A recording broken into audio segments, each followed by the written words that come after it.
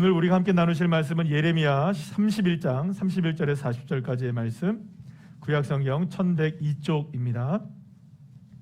우리 다 같이 함께 한 목소리로 합독하시겠습니다. 여호와의 말씀이니라. 보라, 날이 이르리니 내가 이스라엘 집과 유다 집에 새 언약을 맺으리라.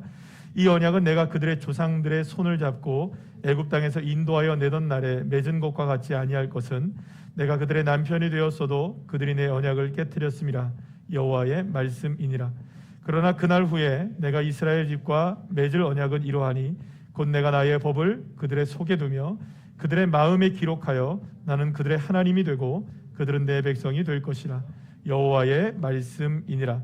그들이 다시는 각기 이웃과 형제를 가리켜 이르기를 너는 여호와를 알라 하지 아니하리니 이는 작은 자로부터 큰 자까지 다 나를 알기 때문이라. 내가 그들의 악행을 사하고 다시는 그 죄를 기억하지 아니하리라. 여호와의 말씀이니라. 여호와께서 이와 같이 말씀하셨느니라. 그는 해를 낮의 빛으로 주셨고 달과 별들을 밤의 빛으로 정하였고 바다를 뒤흔들어 그 파도로 소리치게 하나니 그의 이름은 만군의 여호와니라. 이 법도가 내 앞에서 패할진대 이스라엘 자손도 그 앞에서 끊어져 영원히 나라가 되지 못하리라. 여호와의 말씀이니라. 여호와께서 이와 같이 말씀하시니라. 위에 있는 하늘을 측량할 수 있으며 밑에 있는 땅의 기초를 탐지할 수 있다면 내가 이스라엘 자손이 행한 모든 일로 말미암아 그들을 다 버리리라. 여호와의 말씀이니라. 보라, 날이 이르리니 이 성은 하나넬 망대로부터 모퉁이에 이르기까지 여호와를 위하여 건축될 것이라. 여호와의 말씀이니라. 측량줄이 곧게 가렙 언덕 밑에 이르고 고아로 돌아 시체와 제의 모든 골짜기와 기드론 시내에 이르는 모든 고지 곧 동쪽 마문의 모퉁이에 이르기까지 여호와의 거룩한 곳이니라. 영원히 다시는 뽑거나 전복하지 못할 것이니라. 아멘.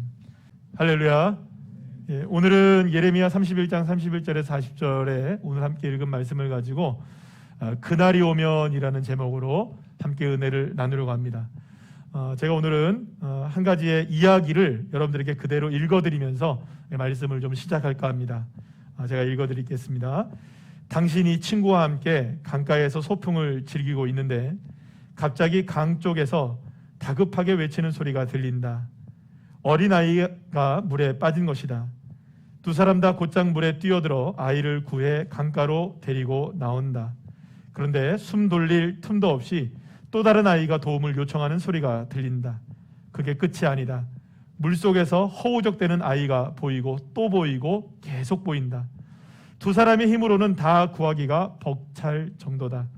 그때 갑자기 친구가 당신을 혼자 두고 물 밖으로 나간다. 어딜 가는 거야? 당신이 묻자 친구가 답한다. 상류로 가서 아이들을 물속에 던져놓는 놈을 잡으려고. 제가 지금 여러분들에게 읽어드린 이 이야기는 스틱이라는 책으로 유명한 댄 히스가 쓴 업스트림이라는 책에 소개되어 있는 이야기 중에 하나입니다. 이 업스트림이라는 단어는 강가의 이 상류를 뜻하는 말인데요. 이 데니스가 말하는 것은 어떤 의미를 말하고 있냐면 어떤 문제를 해결하기 위해서는 이 하류에서, 그러니까 다운스트림인 하류에서 어떤 문제를 해결할 수는 없다는 겁니다. 문제를 해결하기 위해서는 어디로 올라가야 된다?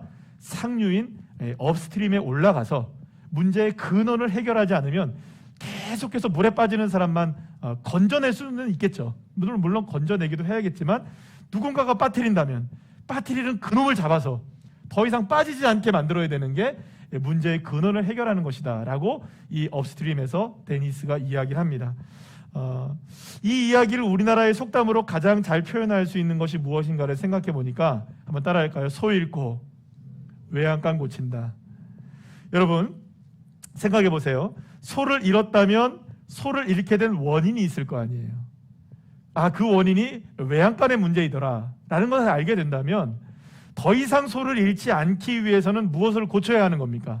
문제가 있는 외양간을 반드시 고쳐내야 하는 것이죠. 만약에 문제가 된 외양간을 고치지 않는다면 계속해서 무엇을 잃을 수밖에 없습니까? 소를 잃을 수밖에 없다는 것이죠. 여러분, 만약에 어떤 직장인이 밤을 새서 일을 했어요. 그래서 상사가 밤새서 일해서 너무나 잘했다고 칭찬을 막 합니다. 여러분, 그런데 그렇다고 해서 계속해서 밤을 새며 일을 할 수 있는 것은 아니지 않습니까? 중요한 것은 그렇게 밤을 새서 일하는 것이 칭찬받을 일이기는 하겠지만 그렇게 일을 하지 않도록 시스템을 만들어내는 것이 훨씬 더 중요한 일이라는 것이죠. 책 업스트림에서 이렇게 이야기합니다. 우리 다 같이 한번 읽어볼까요? 시작. 우리는 문제의 증상에 대처하는 것을 멈추고 문제를 고치는 선택을 해야 한다. 굉장히 의미 있는 이야기입니다. 문제의 증상을 대처하는 것은 물론 해야 하는 일이지만 더 중요한 것은 그 문제를 고치는 데 집중해야 한다. 이스라엘 백성들의 이야기를 통해서 함께 나눠보도록 하죠. 이스라엘 백성들을 향한 하나님의 마음도 어쩌면 업스트림에 이야기하는 그 이야기와 똑같다고 볼 수가 있어요. 계속적이고 반복적으로 드러나는 이스라엘의 문제를 이제는 더 이상 하나하나 대처하기보다는 아예 이스라엘에게서 드러나는 이 문제의 근본적으로 하나님이 고치시기를 원하셨던 것이 하나님의 마음이었던 것이죠. 자, 그렇다면 이스라엘 백성들에게 드러난 문제의 증상, 그러니까 하류 쪽에서 일어나는 그 문제의 증상이라고 하는 것, 어떤 문제들이 일어나게 되었던 것일까요? 하나님은 예레미야 6장 13절에서 15절 말씀에서 그들의 상태를 이렇게 말씀하십니다. 우리 다 같이 한번 읽어볼까요? 이는 그들이 가장 작은 자로부터 큰 자까지 다 탐욕을 부리며 선지자로부터 제사장까지 다 거짓을 행함이라. 그들이 내 백성의 상처를 가볍게 여기면서 말하기를 평강하다 하나 평강이 없도다.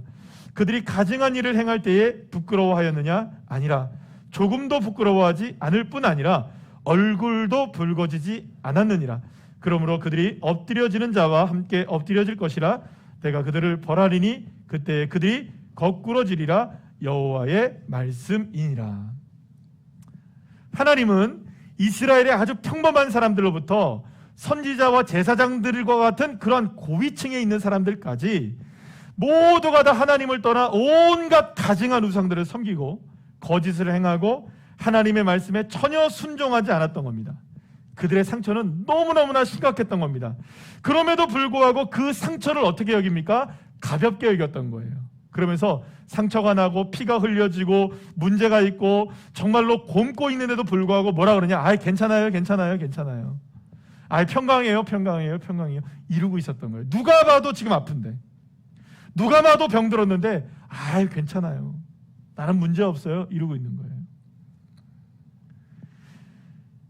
예레미야 30장 12절에서 13절에서 하나님이 이렇게 말씀하시는데 이스라엘의 수준이 어느 정도까지 떨어졌느냐? 우리 다 같이 한번 읽어볼까요? 시작. 여호와께서 이와 같이 말씀하시니라.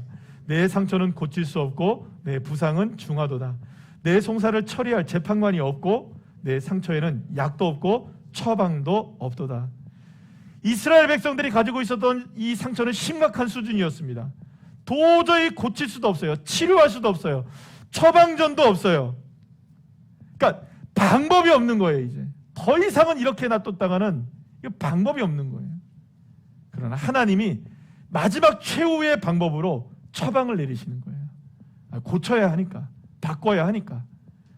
하나님만이 내릴 수 있는 처방을 이제 두 가지를 이스라엘 백성들에게 내리게 됩니다. 우리 다 같이 한번 첫 번째 예레미야 22장 22절 말씀 우리 한번 읽어볼까요? 시작. 내 목자들은 다 바람에 삼켜질 것이요 너를 사랑하는 자들은 사로잡혀 가리니 그때에 내가 반드시 내보는 악 때문에 수치와 욕을 당하리라. 또 두 번째는 예레미야 26장 6절 말씀을 한번 볼까요? 시작.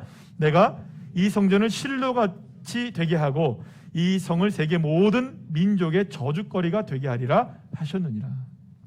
두 가지가 뭔지 아시겠습니까? 하나는 이스라엘 백성들을 바벨론의 포로로 끌려가게 만드는 겁니다. 두 번째는 무엇입니까? 이스라엘의 자부심이었고 백성들의 신앙의 중심이었던 이 성전을 완전히 파괴시키고 무너뜨려 버리겠다. 사랑하는 여러분, 이건 엄청난 극약 처방입니다. 하나님이 내리실 수 있는 마지막 처방이 바로 이것이었던 것이죠. 자, 그렇다면 하나님께서 왜 이렇게 극약 처방을 내리실 수밖에 없으셨던 것일까요? 하나님께서 이렇게밖에 하실 수밖에 없으셨던 이유는 과연 무엇일까요? 자, 오늘 본문 33절에서 하나님이 이렇게 말씀하십니다. 다 같이. 그러나 그날 후에 내가 이스라엘 집과 맺을 언약은 이러하나니 곧 내가 나의 법을 그들의 속에 두며 그들의 마음에 기록하여 나는 그들의 하나님이 되고 그들은 내 백성이 될 것이라 여호와의 말씀이니라. 아멘. 하나님이 이렇게밖에 할 수 없었던 이유가 뭐냐? 너희는 내 백성이 되고 나는 너희의 하나님이 되게 하시기 위해서. 그러니까 하나님이 이스라엘의 하나님이 되고 이스라엘 백성들이 하나님은 나의 하나님이야, 이거를 온전하게 회복하기 위해서는 어쩔 수 없이 마지막으로라도 이렇게 극약 처방을 내리실 수밖에 없으셨다는 것입니다. 그런데 사실 나는 그들의 하나님이 되고 그들은 내 백성이 될 것이라는 이 말씀은 아주 오래전부터 이스라엘 백성들을 향한 하나님의 꿈과 비전 가운데 하나였습니다. 하나님께서 애굽에서 이스라엘 백성들을 출애굽시켜 주실 때부터 애굽의 이 고단한 노예의 삶을 해방시켜 주시면서 하나님이 이스라엘 백성들을 향해 내가 너희들을 출애굽시키는 이유가 바로 이거다라고 분명하게 한 말씀을 하세요. 출애굽기 6장 7절 말씀 우리 다 같이 한번 읽어볼까요? 시작. 너희를 내 백성으로 삼고 나는 너희의 하나님이 되리니 나는 애굽 사람의 무거운 짐 밑에서 너희를 빼낸 너희의 하나님 여호와인 줄 너희가 알지라. 할렐루야. 사랑하는 여러분, 하나님은 이렇게 언제나 하나님의 자녀들이 하나님을 자신의 하나님으로 삼고 늘 깊이 하나님과 친밀한 교제를 나누기를 원하셨던 거예요. 나는 너희의 하나님이 되고 너희는 나를 하나님이라 부르는 그러나 아주 친밀한 관계가 출애굽 때부터, 아니 그 이전부터 계속하여 면면이 계속하여 흐르고 있었던 거예요. 그리고 이러한 마음은 예레미야 시대 그토록 이스라엘 백성들이 하나님을 떠나고 죄를 짓고 우상을 섬김에도 불구하고 하나님의 변치 않는 마음이었다는 것을 예레미야는 선포하고 있는 겁니다. 그래서 여러분, 예레미야 전체를 살펴보니까 나는 너희의 하나님이 되고 너희는 나의 백성이 되리라 하는 이 말씀은 예레미야에서 무려 몇 번이나 반복돼서 나오냐면 7번이나 반복이 돼서 나와요. 그러니까 여러분, 얼마나 하나님이 나는 너희의 백성이 되고 너희는 나의 백성이 되고 너희는 나를 하나님이라 부를 것이다, 얼마나 그걸 원하셨던 것이라는 것을 우리가 알게 되는 것이죠. 자, 그런데 이렇게 나는 그들의 하나님이 되고 그들은 내 백성이 될 것이라는 하나님의 뜻이 이루어지는 데 있어서 가장 큰 걸림돌이 되었던 것이 공교롭게도 무엇이냐? 하나님을 예배하고 하나님을 만나는, 하나님과 가장 친밀한 장소로 여겨졌던 성전 때문이었다는 것입니다. 예루살렘 성전이 문제였던 거예요. 그렇다면 여러분, 도대체 예루살렘의 성전이 어떤 모습이었길래, 도대체 어떻게 타락했길래, 어떻게 문제가 되었길래 그렇게 하나님이 예루살렘 성전을 향해 징계를 하실 수밖에 없느냐? 그런데 에스겔 선지자가 하나님께서 하나의 환상을 보여주시는데, 하나님이 성전을 데리고 다니시면서 성전에서 일어나고 있는 모습들을 쭉 보여주십니다. 그 장면이 에스겔서 8장하고 9장에 기록되어 있는데요. 자, 오늘 몇 구절만 좀 읽어보도록 하죠. 어떤 모습인가? 에스겔에게 보여주신 이 성전의 모습이 어떤 모습인가? 에스겔 8장 10절, 11절 그리고 16절 말씀 우리 다 같이 한번 읽어볼까요? 시작. 내가 들어가 보니 각양 곤충과 가증한 짐승과 이스라엘 족속의 모든 우상을 그 사방 벽에 그렸고, 여러분 어디에다 그렸다는 겁니까? 우상을 성전 벽에다 다 그려놓은 거예요. 계속해서 이스라엘 족속의 장로 70명이 그 앞에 섰으며, 어디에 섰다는 겁니까? 그 우상을 그린 그림 앞에 서 있는 거예요. 이게 지금 어디서 일어나고 있는 일입니까? 성전 안에서 일어나고 있는 거예요. 장로들이 모여가지고 이 일을 하고 있는 거예요. 그뿐입니까? 계속해서 읽어볼까요? 시작. 여호와의 성전 뭇 곧 현관과 제단 사이에서 약 25명이 여호와의 성전을 등지고 낯을 동쪽으로 향하여 동쪽 태양에게 예배하더라. 여러분 무슨 이야기인지 아시겠어요? 하나님의 지성소를 향하여 예배를 드리며 하나님을 향하여 예배를 드려야 될 성도들이 성소를 등지고 태양의 신을 향하여 예배를 어디서 드리고 있는 겁니까? 예루살렘 성전에서 드리고 있는 거예요. 비교하자면 이런 겁니다, 여러분. 오늘 여러분들이 교회에 나와서 예배당에서 예배를 드리잖아요. 그런데 여기에 들어왔는데 여러분들이 다 꺼냅니다. 하나를, 불상을 하나를 딱 꺼내서 거기다 놓고 목탁을 때리며 반야신경을 외우고 있는 거예요. 그러면서도 아무렇지도 않은 거예요. 있을 수 없는 일이 어디서 벌어지고 있는 겁니까, 여러분? 성전에서 이렇게 일어나고 있었던 거예요. 하나님을 만나고 하나님의 은혜를 누리며 하나님과의 깊은 교제가 이루어야 될 성전이 죄악과 우상으로 심각하게 훼손되어져 있고 오염되어져 있었던 겁니다. 성전은 이미 하나님을 만나는 장소가 아니라 하나님과 등지는 장소가 되어 있었고 기능을 완전히 상실해버렸던 겁니다. 그러니 여러분, 이러한 성전이 필요할까요? 없어지는 게 나을까요? 이러한 성전이라면 있을 필요가 없는 겁니다. 오히려 하나님을 찾는 데 방해가 될 뿐이죠. 그래서 더 이상 이런 성전을 하나님이 방치하실 수가 없으셨던 것입니다. 하나님은 문제의 해결을 하기 원하셨던 것입니다. 더 이상 다운스트림에서 일어나는 이 하류에서 일어나는 현상 하나하나에 대처하지 않고 이제는 문제의 근본적인 원인을 상류로 올라가서 이 업스트림에 올라가서 이 문제의 근원을 해결해야겠다, 이 생각을 갖게 된 것이죠. 죄짓지 않고 우상 숭배하지 않고 거짓을 행하지 않고 하나님 말씀에 기쁘게 순종하는 백성으로 하나님은 그들의 하나님이 되시고 그들은 하나님의 백성이 되게 하시는 이 놀라운 하나님의 꿈이 이스라엘 백성들 삶 속에서 이루어지기 위해서는 특단의 조치가 불가피했던 것입니다. 이스라엘 백성들을 어디로 포로로 끌려가게 하십니까? 바벨론으로 포로로 끌려가게 하시고, 두 번째, 예루살렘 성전을 완전히 무너뜨리실 수밖에 없으셨던 것이죠. 하지만 이렇게 이스라엘이 겪어야 했던 재앙과 재난은 그 자체에 하나님의 목적이 있었던 것이 아닙니다. 지난주에도 우리가 함께 말씀을 나눴죠. 하나님은 이 재앙과 재난을 통해서 이스라엘에게, 따라합시다, 미래에 희망을 주신다. 할렐루야. 미래의 희망을 주시기 위해서 그렇게 하셨다는 거예요. 자, 그렇다면 하나님이 꿈꾸셨던 미래의 희망은 무엇일까요? 도대체 어떤 미래의 희망을 꿈꾸셨기에 성전도 무너뜨리고 바벨론의 포로로 끌려가게 하시는 아픔을 겪게 하셨던 것일까요?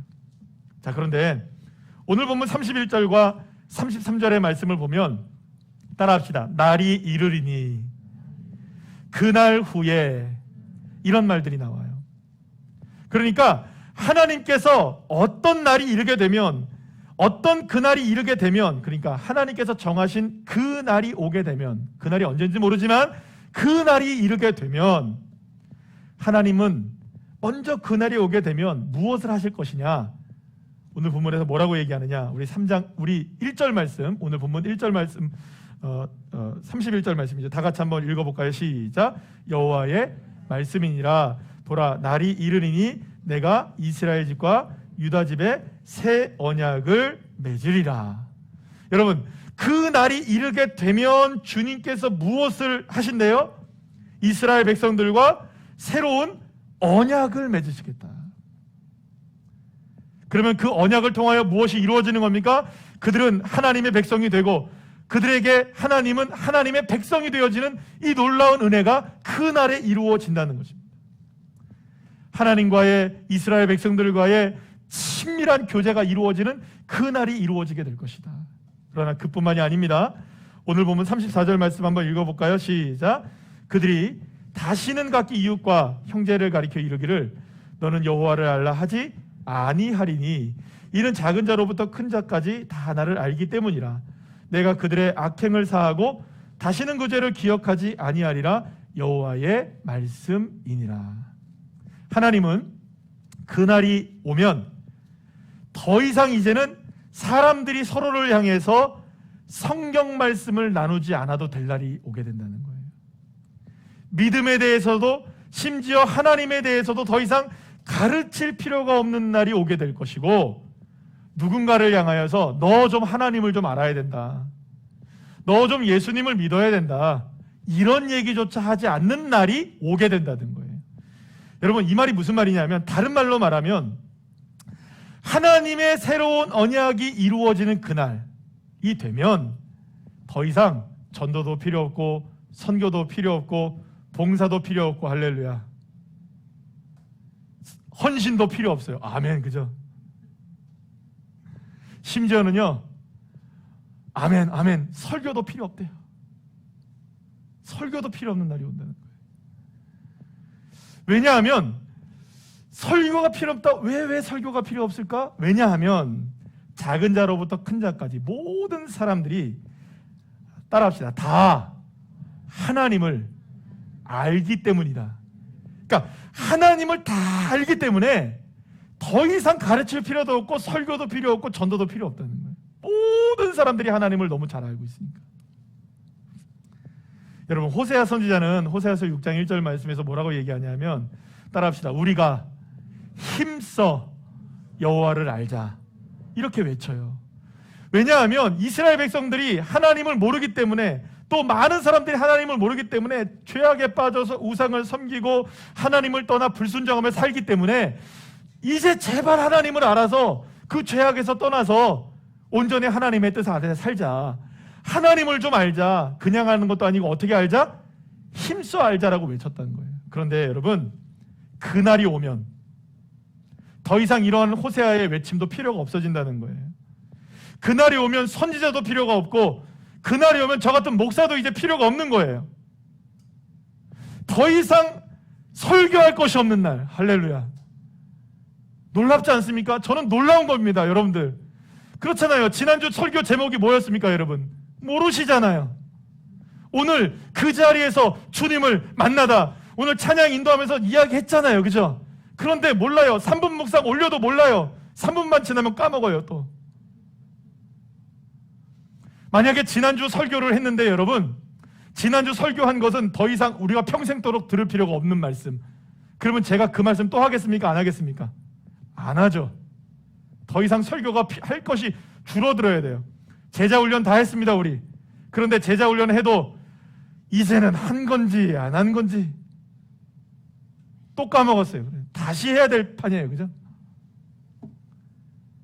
잊어버리고 또 잊어버리고 우리는 망각의 동물이에요. 그러고 있는 거예요. 그죠? 그런데 그날이 오면 더 이상 설교도 필요 없다. 여러분, 제 직장 잃어도 괜찮습니다. 그날이 오면 좋겠습니다. 제가 더 이상 설교를 하지 않아도 주님이 말씀하시면 할렐루야 하시는 그날. 아멘. 그날이 우리 모두에게 오기를 간절히 축복합니다. 그래서 여러분, 그날이 이루어지게 되면 일어날 일들에 대해서 이사야 선지자는 다른 모습으로 우리에게 소개를 해주고 있어요. 이사야 11장 6절에서 9절 말씀, 우리 다 같이 한번 읽어볼까요? 시작. 그때에 이리가 어린 양과 함께 살며 표범의 어린 염소와 함께 누우며 송아지와 어린 사자가 살찐 짐승이 함께 있어 어린 아이에게 끌리며 암소와 곰이 함께 먹으며 그것들의 새끼가 함께 엎드리며 사자가 소처럼 풀을 먹을 것이며 젖먹는 아이가 독사의 구멍에 장난하며 젖된 어린 아이가 독사의 구루에 손을 넣을 것이라. 내 거룩한 산 모든 것에서 해됨도 없고 상함도 없을 것이니 이는 물이 바다를 덮은 같이 여호와를 아는 지식이 세상에 충만할 것임이니라. 할렐루야. 사랑하는 여러분, 그때에 그날이 오면 하나님을 아는 지식이 세상에 충만해져서 어린 양과 표범과 사자와 염소와 이 어린 아이들이 함께 동산에서 뛰어놀고, 젖된 아이가 독사굴에 손을 집어넣는데 독사굴에서 독사와 함께 노는 거예요. 장난감인 거예요. 서로가 장난을 치고 물지 않는 거예요. 그날이 이르게 되면 더 이상 설교도 가르침도 모든 것들이 필요 없는, 모든 것들이 하나가 되어 해됨도 없고 상함도 없게 되는 그날. 그래서 그날을 주님이 뭐라고 표현하느냐, 따라합시다. 물이 바다를 덮은 같이. 물이 바다를 덮은 것 같이 하나님을 아는 지식이 다 충만하게 덮여져서 하나님의 뜻이 완벽하게 이루어지는 그날. 할렐루야. 그날을 주님이 기대하고 계시는 것입니다. 그러니까 그 날을 기대하시기 때문에 어쩔 수 없이 주님이 하실 일이 무엇입니까? 성전을 무너뜨리시고 바벨론으로 포로를 끌려가게 하시는 아픔을 때로는 경험하게 하시는 것입니다. 그렇기 때문에 이렇게 그날이 오기를 위해서는 하나님이 반드시 무엇을 하시기를 원하시느냐? 하나를 하셔야 된다는 거예요. 그런데 이 날이 오기 위해서, 그렇다면 이 날이 오기 위해서 무엇을 하시느냐? 여러분, 바로 따라합시다. 새 언약을 맺으신다. 예. 하나님은 새 언약을 맺으셔야만 그날이 오게 하신다고 말씀하고 있는 거죠. 그렇다면 여러분, 하나님께서 맺기를 원하시는 새 언약이란 무엇일까요? 바로 여러분은 고린도전서 11장 25절 말씀에서 말씀하고 있는데요, 우리 함께 다 같이 읽어볼까요? 시작. 19회 또한 그와 같이 잔을 가지시고 이르시되 이 잔은 내 피로 세운 새 언약이니 이것을 행하여 마실 때마다 나를 기념하라 하셨으니. 할렐루야. 사랑하는 여러분, 주님께서 세우실 새로운 언약, 모든 것을 완벽하게 이루게 될 그 날에 이루게 하시는 새 언약은 다른 것이 아니라 예수 그리스도의 십자가를 통해서 세워지는 새 언약임을 믿으시기를 바랍니다. 그래서 여러분, 예수 그리스도를 믿는 자들에게 하나님은 새 언약을 이루어 주시고 그 사람들에게 그 날의 축복을 허락해 주시는 것입니다. 요한복음 1장 12절 말씀 읽어볼까요? 시작. 영접하는 자 곧 그 이름을 믿는 자들에게는 하나님의 자녀가 되는 권세를 주셨으니. 예, 할렐루야. 자, 그렇다면 오늘 저와 여러분에게는 그날이 온 걸까요? 안 온 걸까요? 아직 안 온 것 같죠? 그러나 여러분, 예수 그리스도의 십자가를 믿으십니까? 믿지 않으십니까? 믿습니까? 할렐루야. 믿는다면 그 믿음을 통하여서 예수님의 십자가의 보혈이 나를 구원하셨음을 믿는다면 하나님의 자녀가 이미 된 것이고, 하나님의 자녀가 됐다면 나는 새 언약 안에 있는 것이고, 그렇기 때문에 저와 여러분은 새 언약 안에서 그 날이 이미 이루어진 것입니다. 로마서 8장 1절에서 2절 말씀 다 같이 읽어볼까요? 시작. 그러므로 이제 그리스도 예수 안에 있는 자에게는 결코 정죄함이 없나니 이는 그리스도 예수 안에 있는 생명의 성령의 법이 죄와 사망의 법에서 너를 해방하였음이라. 할렐루야. 사랑하는 여러분, 우리는 이제 예수 안에 있기 때문에, 새 언약 안에 있기 때문에, 그 날이 이루어지기 시작했기 때문에 주님 안에서 우리가 죄를 이길 수 있는 것이고 거짓된 삶을 청산할 수 있게 되는 것이고 그 힘을 주님으로부터 얻게 되는 것입니다. 그러나 이 힘은 우리에게서 나는 것이 아닙니다. 오직 예수의 능력입니다. 십자가의 능력입니다. 오직 새로운 언약 안에서만, 예수 그리스도 안에서만 누릴 수 있는 그날의 축복인 줄로 믿으시길 바랍니다. 그래서 여러분, 구약 성경에 나오는 구약 시대의 성도들은요, 안타깝게도 그날이 오기를 기다리기만 했지 그날을 맛봤을까요? 못 봤을까요? 못 본 거예요. 구약 성도들은 끝내 그날을 경험하지 못했어요. 그러나 예수님의 십자가가 선명하게 세워진 우리들에게는, 예수를 믿는 우리들에게는 그날의 은혜를 누리게 되는 것입니다. 그래서 예수님의 십자가를 믿고 예수님이 나와 함께 하심을 오늘 이 시간 믿는 자가 된다면 우리의 상황과 형편이 어떠하든 어떠한 환경에 우리가 처해 있든 간에 언제나 우리는 그 날을 누리고 있는 것입니다.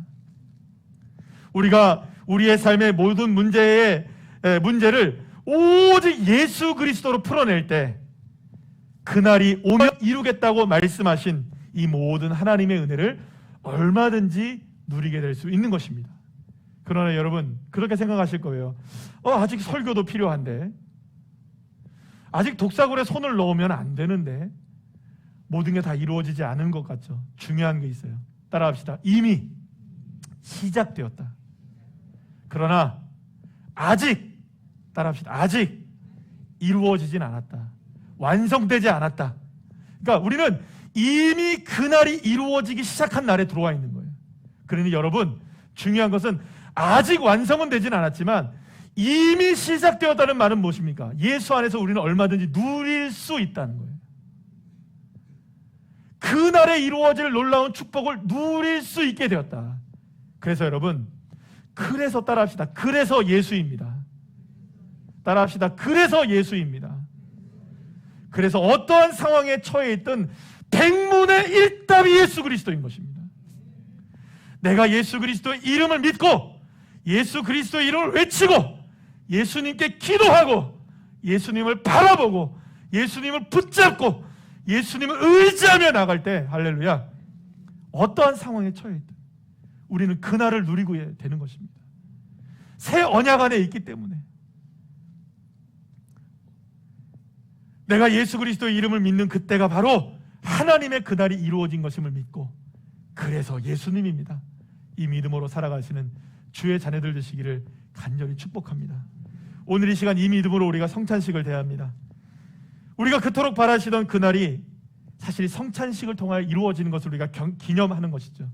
예수님의 십자가, 그 은혜가 오늘 이 시간에 우리에게 하나님의 꿈과 비전을 이루시는 것으로 드러나서 새롭게 세우신 하나님의 은혜를 이 성찬을 통해서 우리가 함께 경험하게 되시기를 간절히 축복합니다.